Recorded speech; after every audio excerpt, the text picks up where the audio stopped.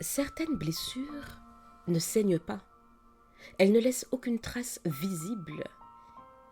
Elles se cachent derrière un sourire, une posture droite, un ça va prononcé mécaniquement, et pourtant, elles consument lentement, silencieusement.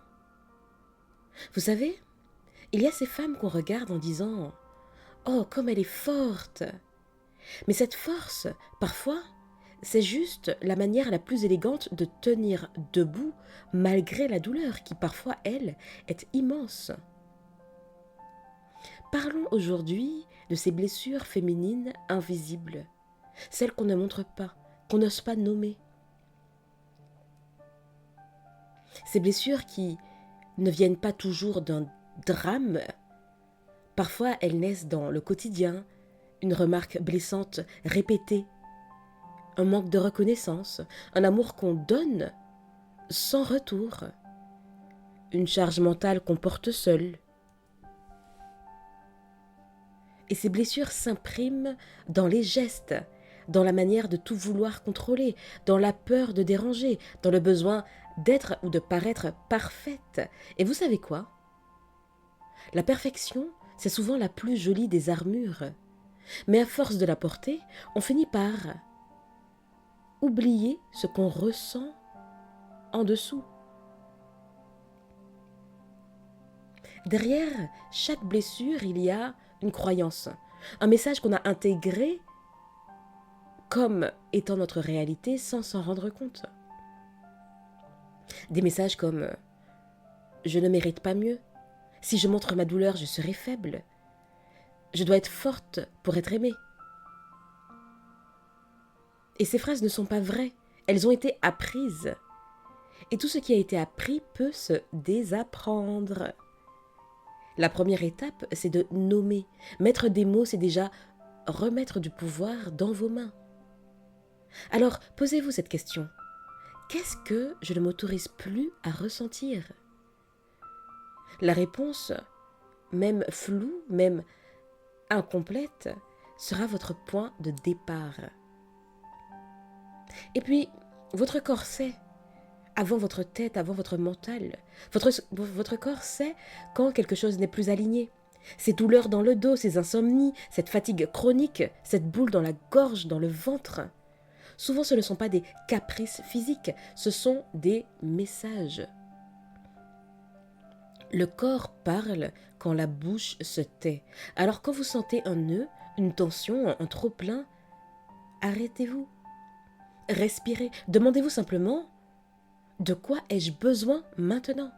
Et surtout, écoutez la réponse, même si elle vous dérange, sur l'instant en tout cas, parce que c'est là que commence la guérison. Et puis, il y a aussi le piège du « je vais bien ». Vous avez sûrement remarqué à quel point « ça va » est devenu une formule de politesse. Mais parfois dire « ça va », c'est un moyen de fuir la vérité. Dire « ça ne va pas » ne fait pas de vous une personne faible, ça fait de vous une personne authentique.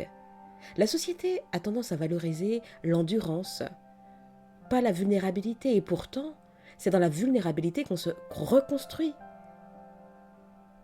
Ce que vous ressentez a le droit d'exister.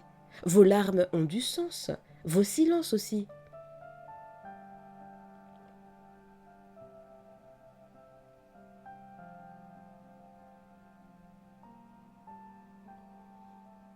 Accepter une blessure, ce n'est pas dire tant pis. C'est dire je reconnais qu'elle a existé. Et en la reconnaissant, vous reprenez votre puissance.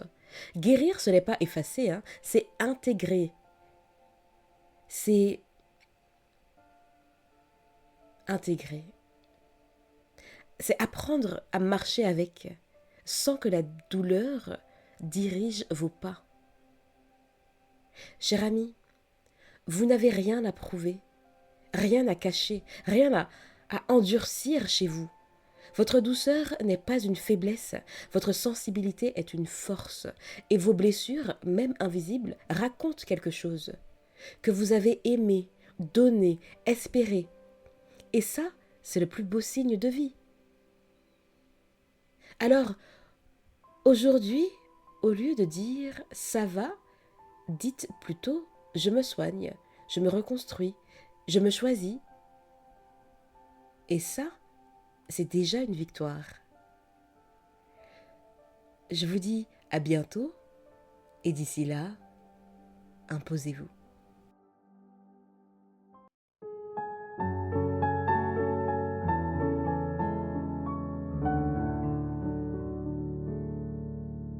Every day